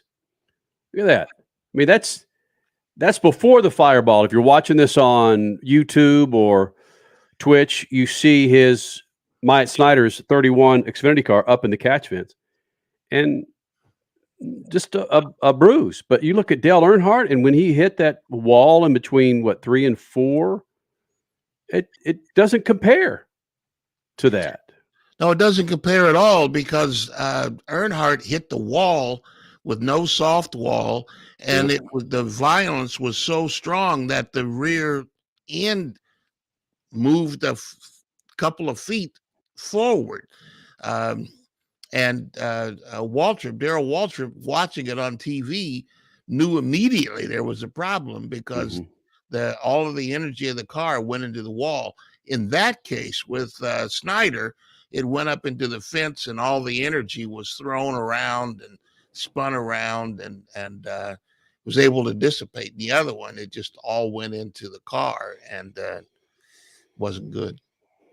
Well, I think what I'm getting to is the NASCAR in particular, and I would say IndyCar, right? Crasher, the safety of these cars, has been one of the biggest developments since we've been doing the show. Yes, without question. All drag racing, open wheel, stock cars, sports cars, they all are much more cognizant of safety for the drivers.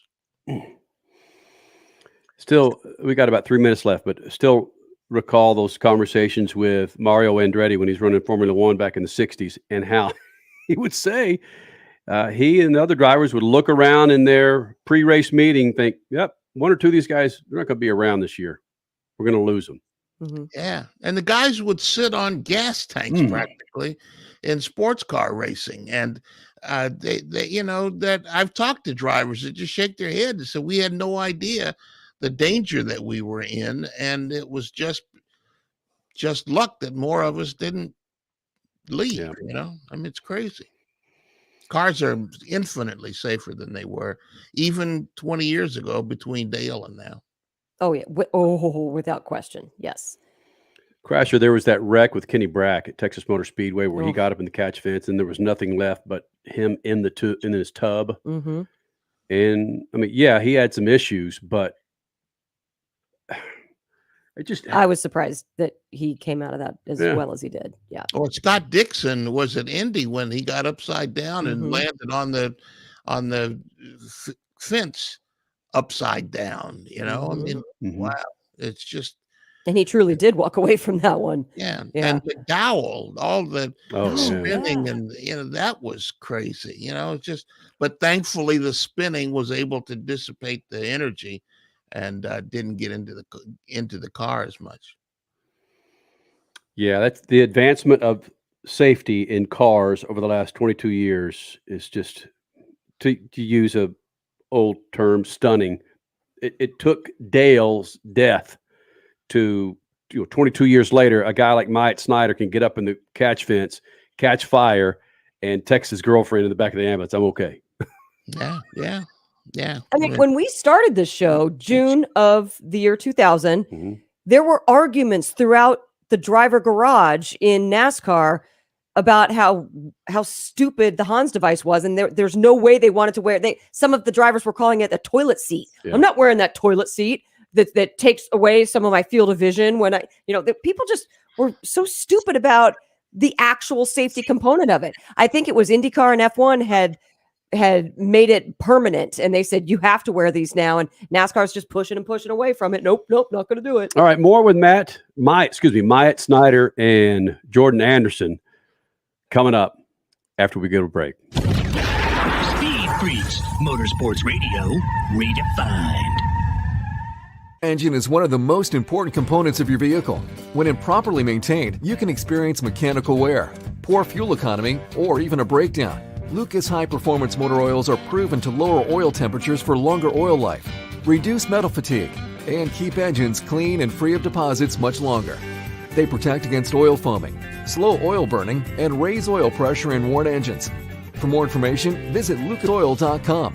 Lucas Oil. Keep that engine alive. General Tire offers a wide variety of options that will stand against whatever life brings your way. Whatever you drive, truck, car, or SUV, General Tire has long-lasting, all-season Ultimax RT43 to the aggressive all-terrain Grabber ATX. General Tire covers on-road performance, off-road capability, and durability. General Tire delivers for whatever you do. For more information, drive over to GeneralTire.com. General Tire, getting Speed Freaks where we've needed to be since 2001. Hey, I'm Kyle Busch. The biggest racing weekend ever at Worldwide Technology Raceway is coming June 3rd through the 5th. The party starts Thursday with the NASCAR Fan Fest and Hauler Parade at Ballpark Village. Cup practice and truck qualifying on Friday, Cup qualifying and the Toyota 200 on Saturday, and it all wraps up on Sunday with the Enjoy Illinois 300. This is the first time in a lifetime to see the NASCAR Cup Series at Worldwide Technology Raceway. Go to worldwidetechnologyraceway.com to get your tickets now. Brought to you in part by the Illinois Office of Tourism and Illinois South Tourism.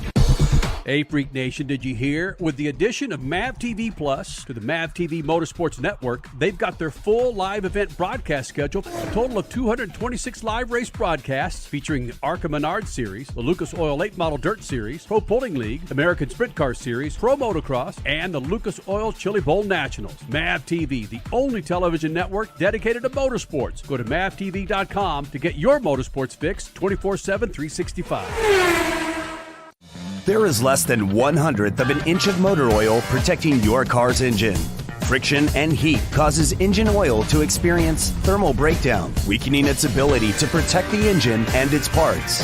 Lucas Heavy Duty Oil Stabilizer is specially formulated to resist thermal breakdown, protect vital engine parts, and extend the life of your engine. It also stops smoking, knocking, and oil consumption in worn engines. Lucas Heavy Duty Oil Stabilizer. Keep that engine alive. Hey, Freak Nation, whether you're looking for a tire that balances high performance responsiveness and traction in wet and light snow conditions, excellent handling and traction in off-road situations, or a summer performance tire designed with the driving enthusiast in mind, General Tire has you covered. From the G-Max RS to the Grabber ATX, no matter what you drive, General Tire will get you where you're going. Learn more at GeneralTire.com. General Tire, supporting the Freak Nation for 2 decades. You're listening to Speed Freaks Motorsports Radio Redefined.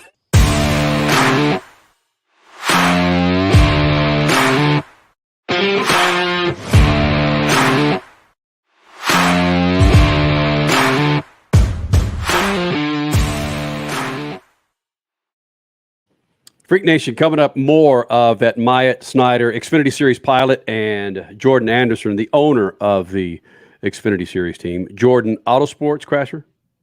Jordan Anderson. Sorry. Bommarito Autosport. There you go. Bang. Like that. One of the front runners. It's not a hugely funded team, whether it's Gibbs or Richard Childress, but they're running up front with Myatt Snider. And that last segment, we talked about the accident that has put Myatt Snider on the map for a lot of people. We pick it up with Myatt and Jordan Anderson, go a little deep with them here in the Freak Nation. Snider, Jordan Anderson joining us here in the Freak Nation, of course, running the Xfinity Series. You got the Monster Mile this weekend. And Jordan, as a team owner, it's fun to watch young team owners, and we're seeing it in the Cup Series, in the Xfinity Series, where back in the day, you didn't have a shot in hell to win a race. But now, new owners, Trackhouse, Jordan Anderson, I could go on and on. You guys have a shot to win races and to win championships. I mean, Colleague Racing, for freak's sake, taking on the powerhouses. What's been the big difference for owners like yourself that you can compete with those big guns, whether it's Childress or Hendrick or Stuart Haas? Yeah, I think you're starting to see the playing field get leveled out on a lot of different points. So you go starting at the bottom, like a Truck Series. They came in 2018 with the Elmore motors. So, no matter whether you're Chevy, Ford, Toyota, you've got to run the Elmore motors. So that kind of equaled the playing field out there. You come up to the Xfinity Series, we run the composite body. So, you may have a different nose or different tail, but every single car out here has got to run this composite body. So it moved away from when we had fabricators making, fenders and doors. And you guys remember the twisted bodies that they used to run here in the Xfinity Series. So we've gotten away from that and moved toward the composite body. And now you see on the Cup Series, they've gone to this next-gen car, which you look at Ross's win last week, that was the same car he won with Dakota. So, to see that kind of, movability to run a car at different tracks. You see that a little bit on the Xfinity Series, but you can basically say that you look at a team like JGR or RCR and you look at our team, we're able to go by RCR chassis. We run their chassis. We run ECR motors. We've got the same body they do. So the gap has closed quite a bit. And with that gap being closed, it takes down payroll. I don't have to keep 3 or 4 full-time fabricators on staff because these bodies they go together a lot easier. So, being able to outsource some of that stuff has certainly brought costs down, has brought overhead down quite a bit. And we're able to take that money you typically would have to spend in those areas, and we're able to spend it more on, spindles and things that can make more of a difference on how the car handles and give Myatt a better piece. So, we've really tried to stockpile over the last year and a half on what we did. And this whole thing started winter of 2020. We made a decision to go Xfinity race, and we started out by buying 5 cars from RCR. And as the year went on last year and even this year, we bought more, and we're up to right under 18 chassis and bodies that we purchased together to just keep building inventory. And as we work to kind of get our stuff better, we're able to streamline to make sure all the parts are the same. We're able to build some sim engineering software to kind of help our cars better when they unload. So everything that we're doing is working towards trying to be a better and more competitive race team. And it is crazy. I mean, I still remember coming to Dover in 2018, and I drove in here with one truck that I'd run the week before and my dually and gooseneck. So, fast forward 4 years later, it's kind of crazy to see how much we've grown. But I think it's a perfect example of,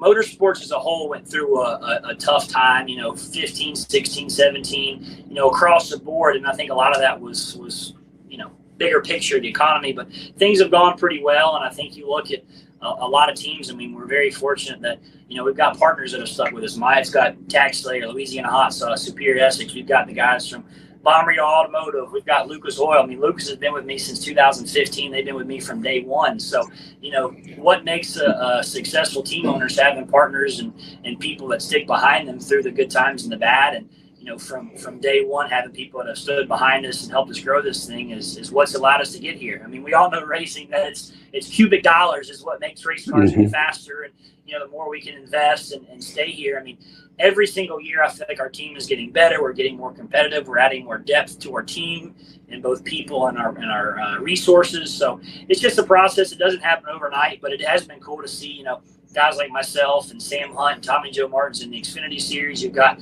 Justin Marks and with Trackhouse on the Cup side and Matt Colligan, those guys. So definitely some new blood coming in, and you know, fortunate to be on that wave. So hopefully we can keep it riding. I mean, we've been close a couple of times this year to getting up there on the front row, and you know, we just got to keep at it. And I think Myatt's going to do a good job for us the rest of the year. And now that we've got things turned around, we just got to keep digging and see where it takes us. Oh, it's definitely coming. The snowplow got in the way in Talladega. I still don't know what the heck was going on there. Hold on. Now that you bring it up, Crasher, here you go. Look at that beauty. Oh, check that out. There it is. Seriously, who puts their debris out there like that? Totally. I drove up and down the racetrack doing whatever I could trying to get that thing off. It actually ended up being a good thing because it allowed us to come in and take fuel while everybody else was running out of fuel late in the race, we were still way good on ready to go. So Jordan Anderson Racing and Snider Plowing Services ready to go. Yes. Hey, Jordan referenced earlier about how the motorsports industry needed to really make some changes in the mid-teens of the 2000s, and they did. And IndyCar is seeing a benefit, NASCAR is seeing a benefit, Formula One, holy cow, that's a whole nother animal right now. But everybody is starting to climb back up. But with that is the necessity for more change to just continue to making the product better. Myatt, where do you stand on, you know, the talk about we need to shorten races in NASCAR, we need to shorten the season? A lot of people are either on one side or the other. They're not really middle ground. Where do you stand on some of those issues?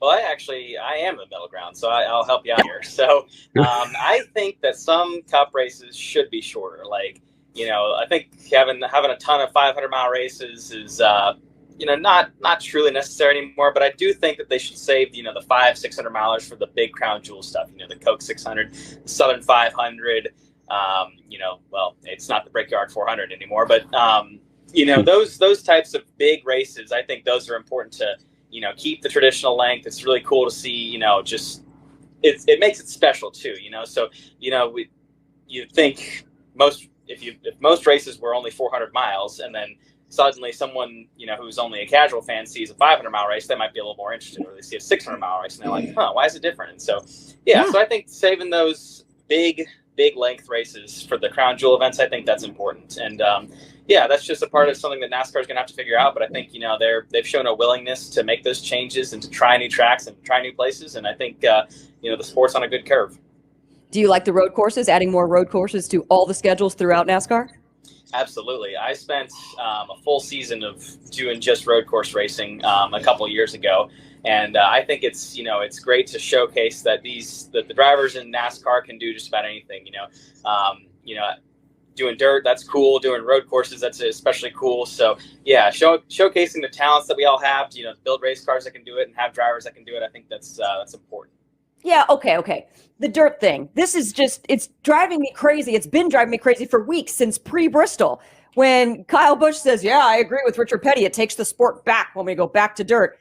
I totally don't buy into that, because I think it just gives it another element, and it just creates more diversity in and among the sport. That's an exciting factor for fans. Absolutely. And, fans see a traditional racetrack and they're like, oh, it's a racetrack. And then they see a dirt track and they're like, oh, that's different. Some of these people, may have never seen a dirt track in their life before. So it's especially cool to go to a place, I really enjoyed when the Truck Series went to Eldora. I thought that was really cool. It drew so many fans, and it just showed people, what NASCAR racing and racing is about in general. And so I think there's still some developments to be made in the whole dirt aspect of NASCAR, but I think, NASCAR's trying to make it work. Cool. Jordan, as a team owner, do you like the fact that you've got to prepare a car or eventually prepare a car to run on the dirt? It does not hurt my feelings right now that the Xfinity doesn't race on dirt, because I went through that. We ran 3 years in the Truck Series. We had Eldora, and then we had Knoxville last year and the Bristol race. And there's only been a handful of times where I've had to basically jump an entire race car, and pretty much after every dirt race, you're just like, all right, let's pull the seat out, the motor out, the fuel cell out, and ship it to the junkyard. So it's if you have enough inventory, dirt racing, you love it. But when you're down on inventory and you basically scrap a car, it's a little rough. But like we said, I give it to NASCAR. That next gen race at Bristol, they figured out how to get the track to where it was taking a little bit of rubber. The cars seemed to handle well.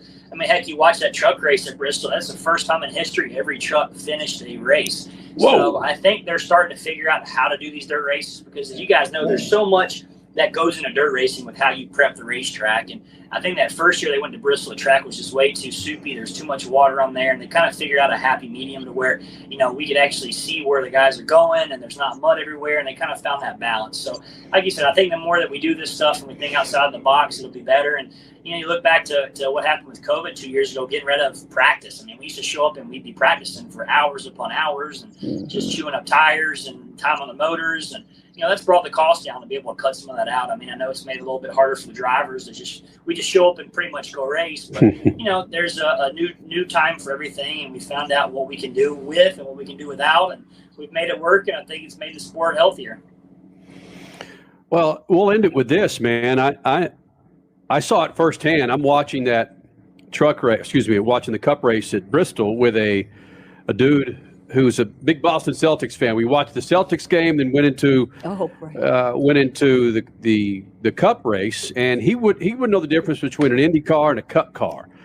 And we sat there. It's the longest Cup race I've watched in a couple of years, but he sat there and he was blown away by it. And now, hey, Kenny, how do I get tickets for the finals in Phoenix? That's you. As a team owner and a driver, that's the crap you guys want. You want those new eyeballs to fill the seats of those folks that are falling off the back of the bleachers. 100%. Yeah, it makes it so much more fun and just electrifying when you can walk down pit road before a race and you see the grandstands filled and people are cheering. I mean, you can hear it, you can feel the electricity when people are at the racetrack. I mean, that's one thing when COVID was going on with no fans. It was just like a practice session, it just feels so much different when the fans aren't there. So now that fans are back at the track and we're having great crowds and people are turning out and people are, like Mike said earlier, they're able to experience our sport for the first time and see really how cool it is and be able to take it all in. I mean, there were a lot of people having a good time at Talladega last week, and they may have been hurting a little bit on Monday, but they had a great time, I guarantee you, down there in Talladega. But it's been cool to see how many more people are watching our sport and turning in to watch it. And I think you'd probably echo that, wouldn't you? Oh, absolutely. Getting brand new eyeballs on this sport is what's going to keep it going, So I think the sport tried it a couple decades ago, and it kind of was a mixed bag. And, now we're going about it in a better way, I feel like. And so it's just about growing the sport in a healthy way and getting more people interested in racing. And, I think as a sport, we've done a lot better job. Well, drivers supposedly become soft when they get married. Myatt, has Jordan become soft in the last couple of weeks now that he's married? I don't know. It's like only kind of soft. So, no, he's still the same guy. Still won't text me back. Oh, dude, text him back. That's your driver. I'm just giving him crap. I'll make a phone call before I do a text. I think I got like 394 unread text messages right now. So if you need to get me, call me. Yeah. Well, no, that's it. No, we are seriously in that crossover era. Some people can't stand texting while others can't stand talking on the phone. That's interesting to me. So you would much rather prefer standing there on pit lane, shouting into your phone because it's so damn loud out around you than just getting a text and saying yes or no. I'm an old soul, I guess. Man. Myatt, which one? Are you text or phone? Wait, we're talking about phones. I don't know what you guys use. We are harping on Myatt to switch over to an iPhone. He still has, what is it, a Droid or Android? Yes, it's the Samsung. So every video he takes looks like it was filmed on a potato. So we're trying to get his phone capabilities. At least I think black. Does he have to do? Does he have to do this? He has to flip it. It does not flip. Actually, it does flip. It flips sideways. Look at it. Where's your phone at? Look, it flips that way. Stop it. Yeah. Oh. filled on potato. See, now, if I did that with an iPhone, it would just break. Yes, that's true. That valid. Yep. Oh, I can see the battles coming. Hey, guys, I know it's tough to get both of you guys together, according to Myatt, but this is awesome, man. I'm glad we were able to do it. We'll see you around the track more often. Let's get a win, God dang it, so we can get you in here to celebrate a win, Myatt, all right? That's the goal. Fellas, thank you guys very much. This has been awesome. Good luck to you. Thanks for having us. Thanks, guys. See ya.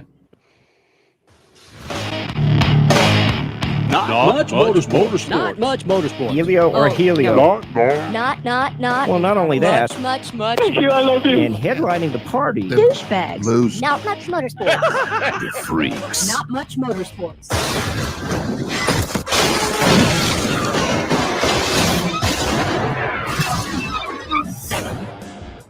Hey, Richie, did you realize that the last Friday of April was National Hairball Awareness Day, buddy? I do now. Stop it.